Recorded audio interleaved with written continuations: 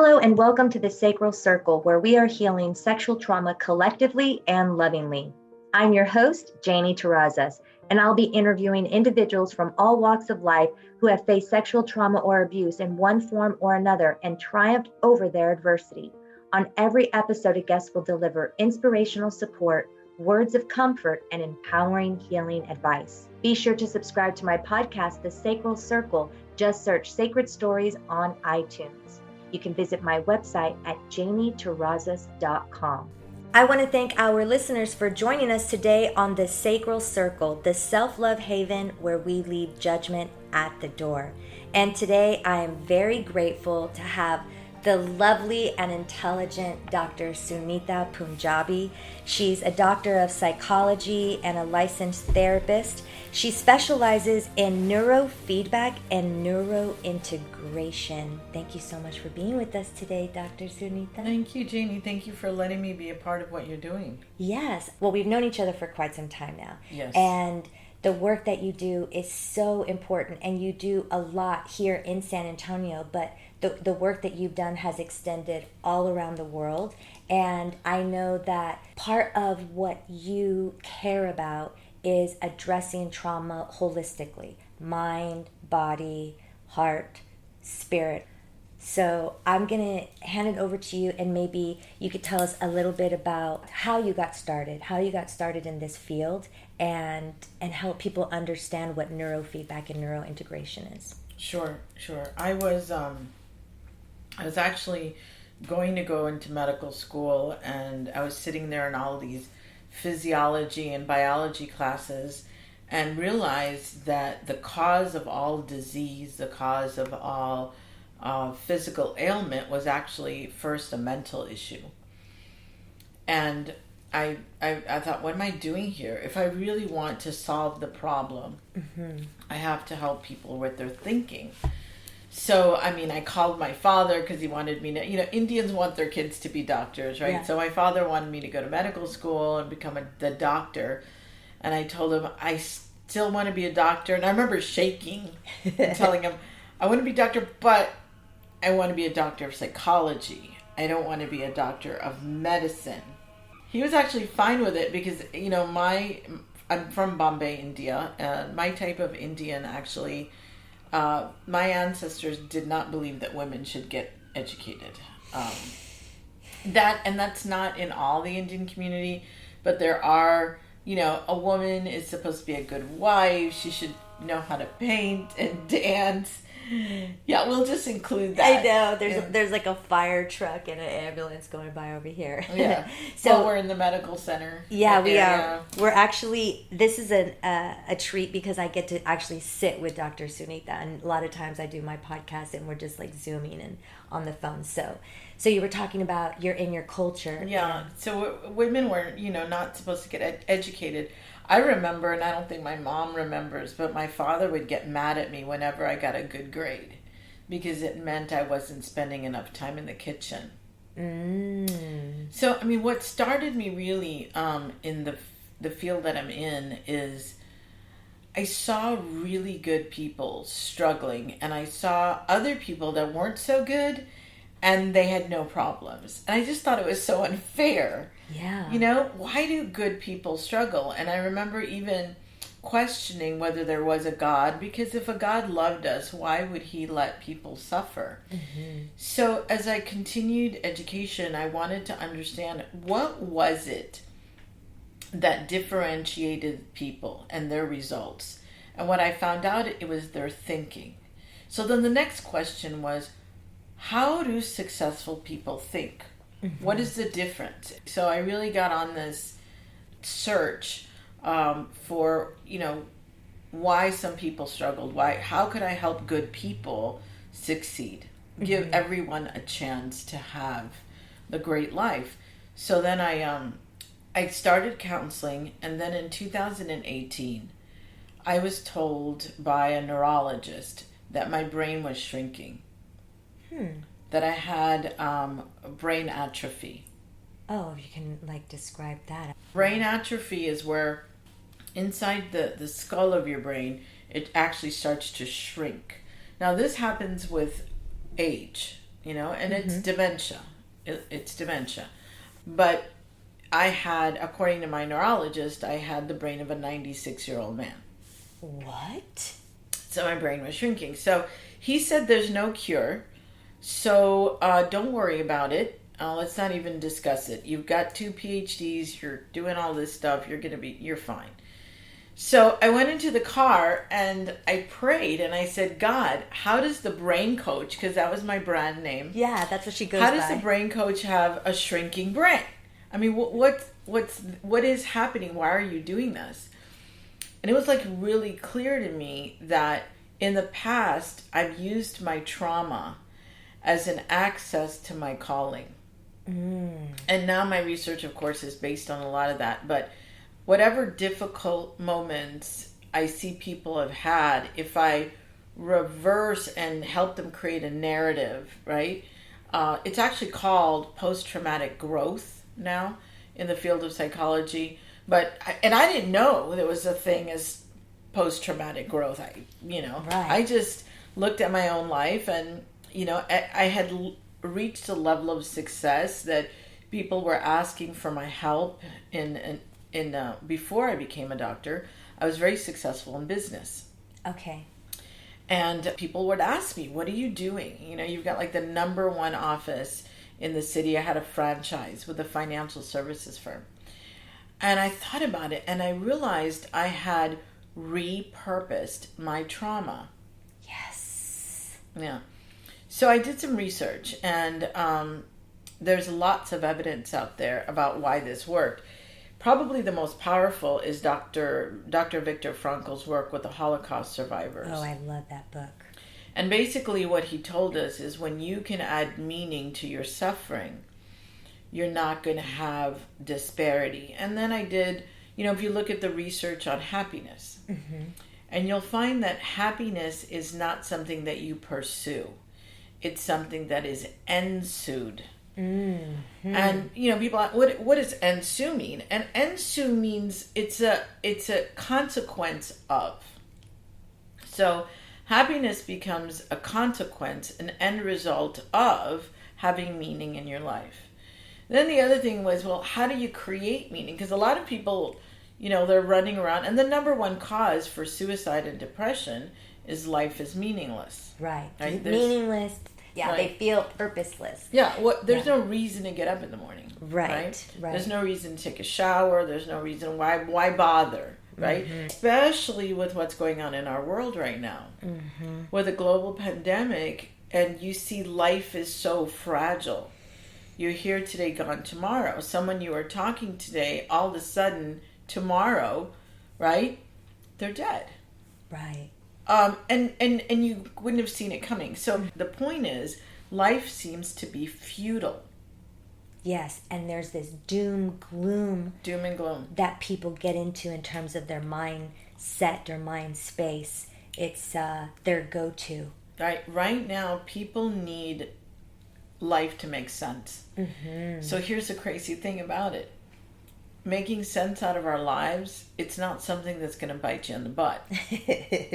A lot of people think my purpose, one day when I find my purpose, one day when I know what I'm supposed to do, or one day when my life has meaning, or one day when it all makes sense to me, why am I here? So guess what? It's not going to bite you in the butt. It's not something out there. It's something actually that we create or we recognize. Yes, it's innate. It's innate. It's always been there. Always been there. The purpose for your life, the meaning of your life, why you're here on this planet, what you're supposed to do as a contribution to the planet, right? Really, because life is about living a contribution. It's like conscious, intentional living, understanding that there's a relationship with life itself and you. And so it's like, what do you have to give? Because there's an exchange. Yes, it's a give and receive. There's a real exchange. Yes. So, what am I supposed to give to the world so I can be happy and I can really experience abundance? And feel alive. And so a lot of this has to do with the Ikigai, that we've talked about before, which those of you that don't know the Ikigai studies, really look that up. And what we found is that in the Japanese culture, when people can combine their passion with what they do and something that the world needs. Now there's more to it, but in a nutshell, that's what it is. When you can give something that the world needs and uses your skill sets and what you love, and you bring that together, you get an Icky life. But in the center of it, I believe, is your purpose.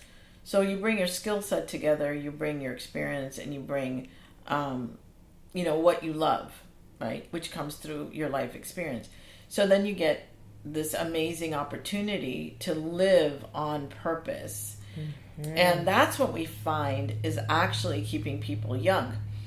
The research I'm involved with shows that when we have engagement or we're living purposefully, we're more resilient. Yes, that's the word I wanted to touch on, because earlier I was like, you're talking about resilience. Yes. And so the question, and everybody says, we need to be more resilient, but how do you build resilience, right? Exactly. So there is a method to building resilience, and it's really about creating your narrative, about living your life by design rather than as a reaction to circumstances, right? Yes. So it's, in a nutshell, it's engaging your frontal lobe. Animals, and we're a creature on the planet, we're the only creature, though, that has a frontal lobe, which means that we can have a thought and we can think about our thinking, which means that we can actually create the narrative of why we feel what we feel and how that came about. It's all decided by us. Yes.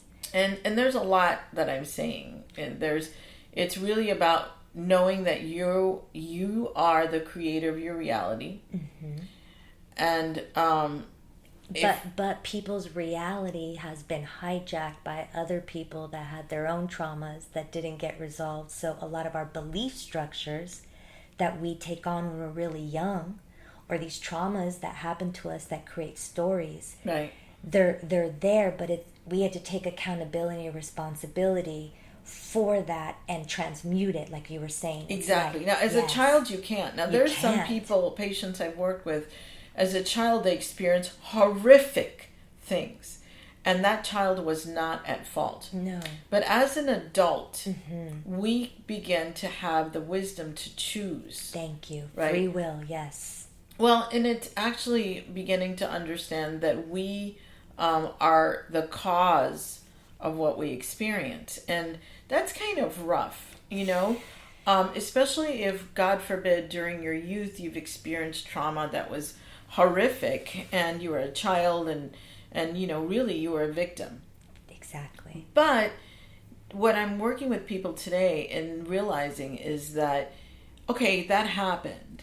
Now what are you going to make it mean? Thank you. How do you rise above it? How do you rise above it? Or how do you use it as a way to be a contribution? Absolutely, right? Yes. So how do you take what was bad? Or one of my friends said, how do you take your mess and make it into a message? That's what I was just about to say. It's my favorite. So, and it really is. It's a stand in the world. Now, the coolest thing is you can make it. You can make your narrative.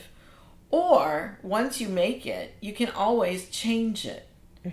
Right? And that doesn't mean that you're, making life necessarily the way you want it.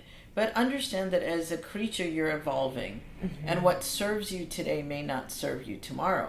So as you evolve your narrative, and you want to look at really what lights you up, really, your values. And so, so trauma, going back to trauma, what it does, especially when we're young, it creates those first core neurons. Those neurons, and if you can imagine the inside of a brain, there's roots and then there's branches that come off the roots. Well, trauma in our youth, you could really consider that the roots. Okay. And they can be so deep, and then they can grow branches that are growing all wild, right?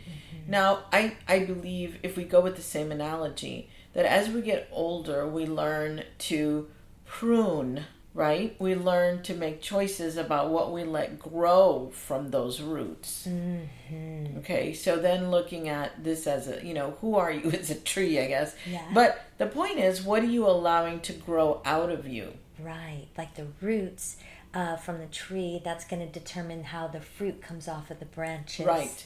But trauma at youth, it can be very, very, we're really almost blank slates. I mean, we're born, our personality may have some genetic propensity, but for the majority, we're really just blank slates when we're born. Right. Are we operating like in theta brainwave states basically at a young age? So that's like total hypnosis? There's a lot, yes, we're operating in a theta state, and we're also more water. And water allows us to experience things that's based on kinesiology science. Right.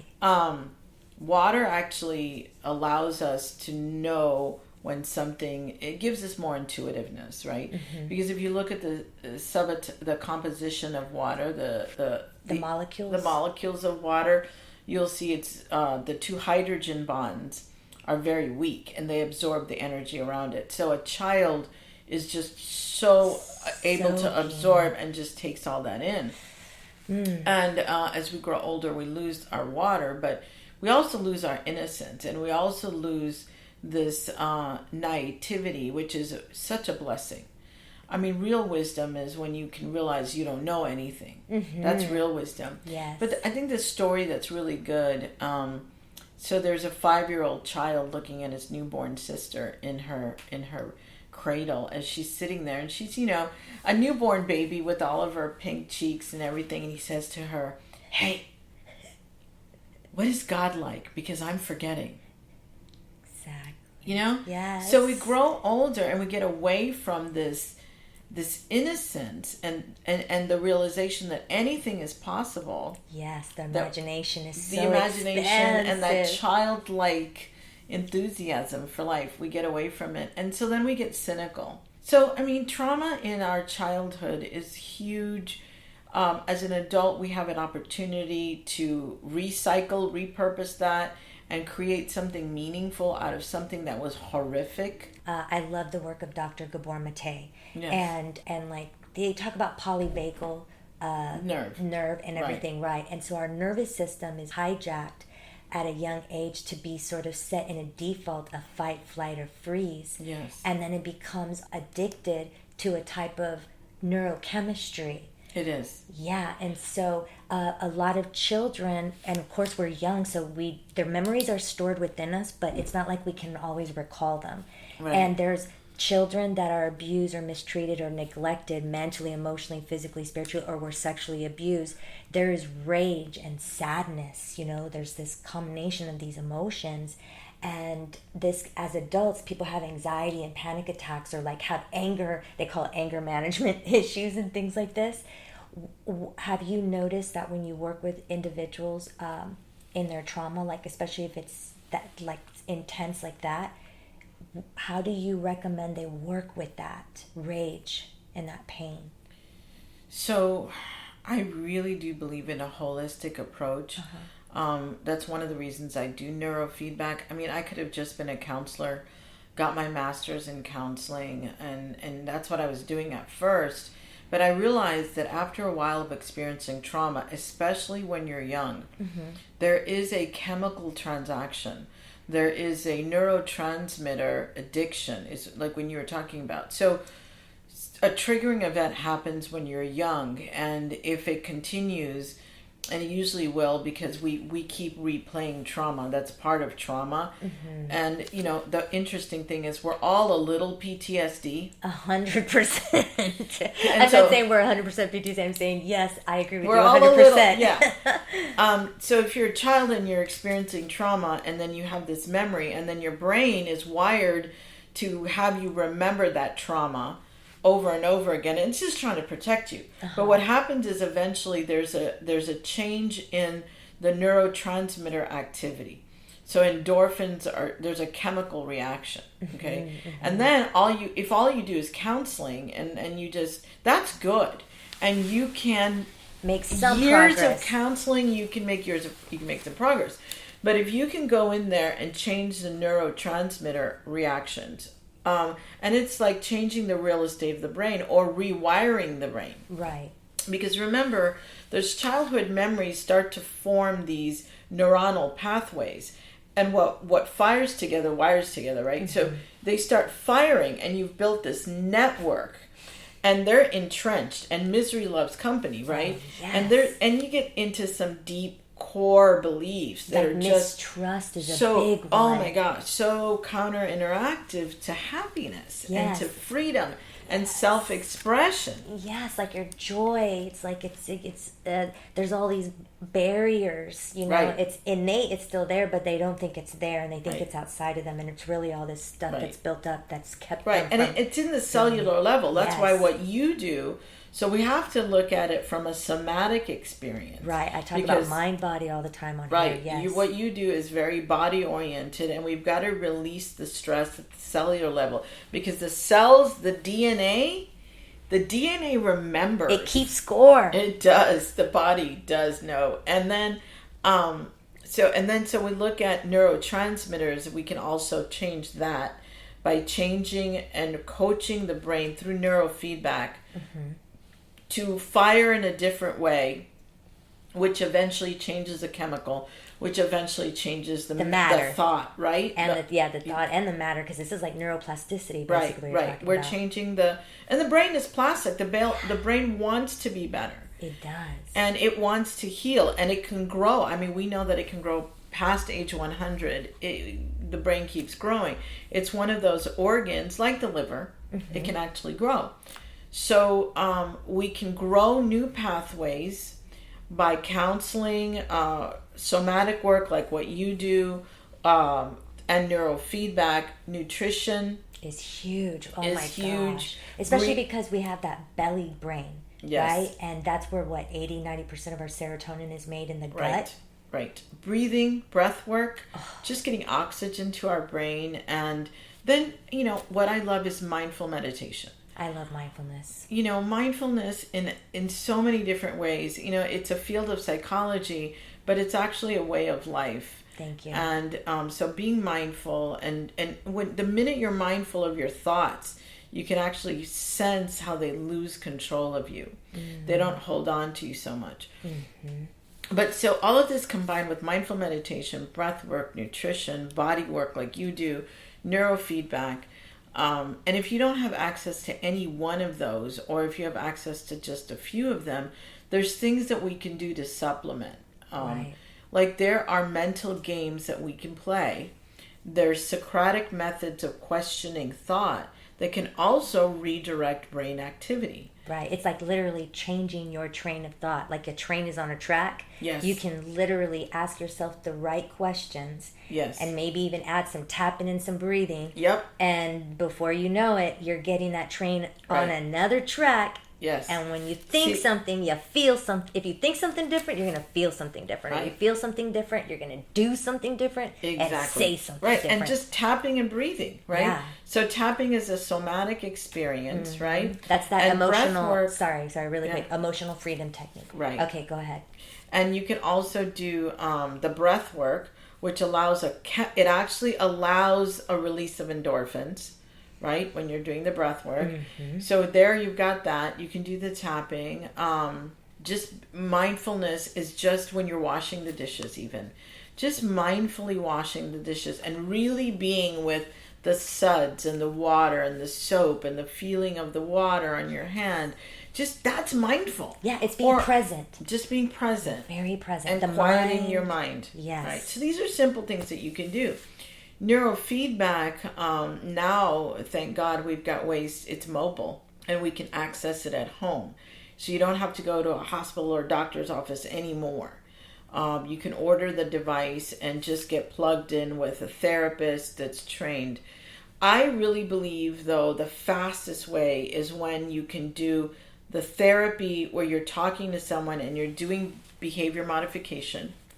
Love that. Right? I've seen Dr. Sunita work in real time with clients, and a combination of all of this is very powerful. Yeah, it is. And that's where it's not all your eggs are not all in one basket. You're going to see things happen faster. But I think, if you don't do anything but find a place to be quiet and still, and the inner world is so much more interesting than the outer world. It is. But, a lot of times people really struggle, especially people who have a lot of trauma. Yeah. They have a hard time sitting still and being still. And I think that's another part of like the mindfulness and other types of work that you help people with is getting... It's not about shutting off your thoughts or shutting off the mind. It's kind of getting compassionately curious about what the mind does while you're sitting there. Mm-hmm. So what do you... With trauma, it's... Okay, so I'm from India, and I'm very big about self-reliance. But when we're talking about childhood trauma, you need help. Yeah. Sometimes, when we were a simpler civilization, grandma and grandpa and uncle and auntie lived down the street. And we had people to talk to. We don't have that anymore. It's just we don't. So we need to go to a professional that can actually work with it. And what a good professional, though, never has the answer. A good professional helps you to pull the answer out. Yes. A good professional is more of a mirror and says, because you're so lost in the trees, you can't see the forest, right? Yeah. You can't see new solutions. You can't see even your own way of thinking, which may be really handicapping you, or is what I like to say is our ways of thinking are bankrupt. Right. Like they're degenerative. They're not generative. Right. They don't feed the cell energy and put light into it. It sucks it out of it. Right. So what happens is when you have trauma when you're young, you're like a fish in water. You don't really know you're in water. You don't even know you're in the trauma. So you might have trouble with intimate relationships and you don't realize it was the trauma from your childhood. You may have trouble keeping a job. You may have a substance issue, alcohol, other kinds of drugs. When I work with individuals with drug addictions, there's trauma in their childhood. And that's why the ACEs, and I know you talk a lot about the ACEs, that is so important to know yourself. Are you a candidate for physical illness because of childhood experiences? Yeah, it stresses the body so much that eventually it manifests into physical diseases and illnesses. And just like I do this show for several churches called Trauma Talk, and I was amazed that people didn't know, and I get it. Sure. I was trained in this, but just thinking a thought constricts your blood vessels, okay? And that constriction raises your blood pressure, which deteriorates your heart, which deteriorates your cells, deteriorates your organs. Well, now you're diabetic, or you've got, now you've got chronic heart disease, or you've got cholesterol issues, or you've got blockage in your heart, or in your you have endorphins that are off. Right. Well, it's because of the stress. Yeah, they call it, isn't it oxidative stress? They call that, which creates inflammation. Right. And to me, I always like to use it as an analogy. Our nervous system is a representation of heaven and hell. It's like fear or love, contentment, peace, and joy, or the opposite. Right. And a lot of people who have endured a lot of trauma naturally tend to live in that stress. Internally. But there's good stress, right? Yes. And if we take our trauma, and what we've been talking about is creating some meaning, really being the creator of that narrative, and what does that trauma mean about you and say about you today? And you deciding that. What you do is you take negative stress and make it eustress. I don't know if you've ever heard of eustress. Eustress is where it actually is productive stress. Because there's a certain amount of stress that's productive. 100% and it agree. actually grows our brain younger. Yes. And if you look at, when you look at senior citizens and as they retire and go into nursing homes, you see the degeneration of their brain. And that's because they don't have positive stress. Right. And Right? that's why I love Wim Hof. He talks about cold therapy. Right. Have you ever done that before, by the way? No, but Oh my God. I know a lot about it. Yeah. And that's positive stress. Yeah, that's positive stress. That's just like an Yes. example of it. Yeah. Okay. So I'm not saying that stress is bad. No. It's what you decide it means. Mm-hmm. Stress is going to happen. There's no, I mean, if you're a human being with a brain, you're going to experience some stuff that is hurtful. Right. It's just going to happen. I mean, you could have Mahatma Gandhi and Mother Teresa as your parents. Yes. But as a human being, you're born and life happens. Right. There's some pressures and tensions and things that you just Yeah, and a lot of people told told me I had a great childhood. No, you were born in a cold room. You were pulled with forceps, and you were spanked. It's awful. And, I mean, your first experience as a child is this world is scary or it's hard. It really is. Mm-hmm. Now you may not remember, but life can be just full of trauma. And if you're human and you feel anything, you've experienced something that's disempowered you or disappointed you. Yeah. Now, so I think a lot of people that tell me, well, I had a great childhood, there's nothing wrong with me. Okay, you're numb. Right, exactly. Somewhere, yeah. And if you look at Maslow's hierarchy of needs, you'll see that to evolve, right, to the higher self, right, self-actualization, there's going to have to be reflection. Mm-hmm. There's going to have to be some work done where you're making yourself better. Right. Because, if you really want to be a contribution, if you really want to make your life matter, then you have to evolve. You have to be better than your experiences. Yes. And better than your habits. So yeah, I think we're saying a lot. I know. People follow. I think so. I think they will. Before we wrap it up, like you said, you grew up in a culture where a lot of times the feminine is like suppressed or repressed, or there's this ideology and a narrative around that. How did you break the mold? What do you think it was? Was there someone that you look up to that you felt like paved the way, or were you really just sort of a trailblazer in your family? No one's ever really a trailblazer, really, because we have to have a model to follow. That's how the brain works, right? So who was yours then? It was my teachers. Okay. And then, characters like Gandhi and different people I saw in my life. So look for the life that you want. And see who's living that. So you might find someone who has a family life that you want to emulate. You might find someone that has a marriage you want to emulate. You might find someone that has a business you want to emulate. So these are all role models, and we need these role models and begin to emulate them. Find out what they did and learn about how they think. Right. So you can begin to go in that direction. And what have been some of the healing modalities that you use? Because I know... Women. Yes, yeah, for yourself. To answer your question. Yeah, to heal some of the traumas that you've endured, what have been sort of your go-tos and your saving grace? Science helped me, but only because I found God in science. I love it. Within physics. Yes. So to answer your question in one word, it was belief in something bigger than myself. It was God. Mm-hmm. Mm-hmm. I was an atheist, though, for a long time.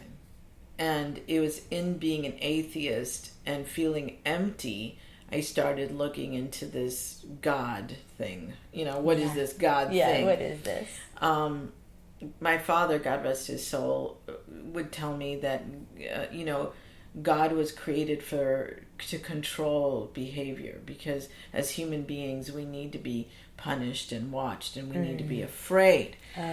That did not serve me. That's religious trauma right there. That is religious trauma. And being born in the temples in India, it is about work and not grace and mercy. And it's not about forgiveness. So you keep paying for things that may have not even been your responsibility. But when I realized some things about a creator that loved me, that... And knowing that a creator that loved me would want me to be happy. Absolutely. I had to come to that, though. No one said that to me. Yeah, it's a process that we all have to get back to our worthiness and our wholeness and our deservingness. Yeah, but there weren't people like you and me. There were not. And there weren't shows like this when I was growing up. And if there was, I didn't know where to find them. Right. So, what you and I are doing, and what a lot of there is an awakening on our planet. Absolutely. Thank you, God, for that. There's an awakening. And if you've ever seen the movie The Matrix, of course, it's kind of like more of us have taken the blue pill. Or I forget which one it is. It's the red pill maybe that wakes them up. Yeah, it's like you want the blue pill. Pill, right? We took the one that we wanted to see the truth. Yeah. We were willing to pull back the veil. We are waking up to conscious awareness that our conscious creates.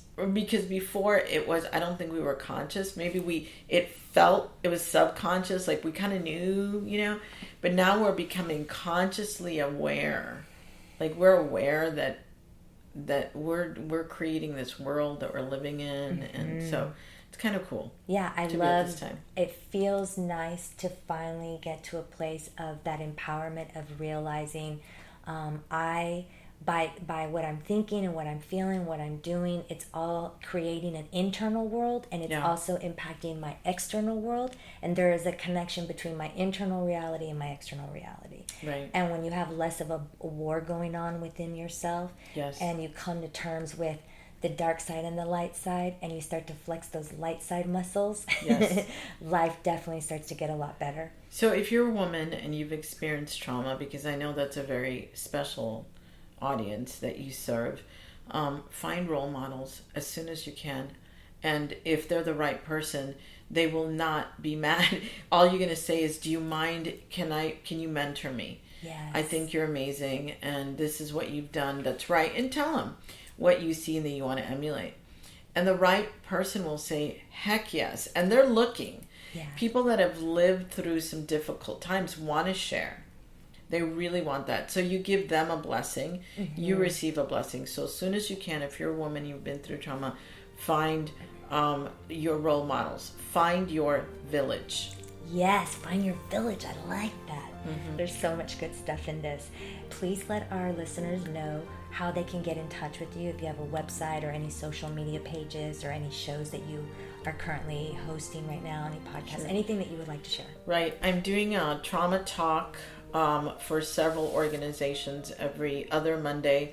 I also do something called Conscious Conversations with middle school and high school students about racism and prejudice, and we're really getting to understand civil disobedience and understanding tolerance and acceptance. So that's once a month.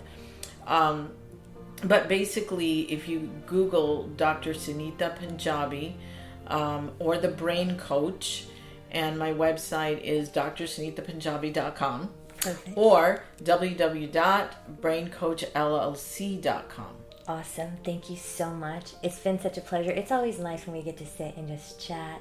And I know this was a heavy-duty kind of conversation, but we had a few little chuckles. Yeah, we did. And I want to say you are officially a part of the Sacral Circle Sisterhood/Brotherhood. Thank you. It's an honor to be a part of what you're doing. Thank you so much. And thank you for all the work that you're doing to help people. I want to wish you continued success and blessings on all of your endeavors. Thank you. And thank you to our beautiful listeners for tuning in. Be sure to subscribe to the Sacred Stories podcast on iTunes, where you'll find other impactful, inspiring shows. Connect with me via social media. Just search at The Sacral Circle. Your shares and likes are greatly appreciated because they help spread the love. As we say goodbye, always remember to know your worth and continue to love and value yourself wholeheartedly. Peace be in you.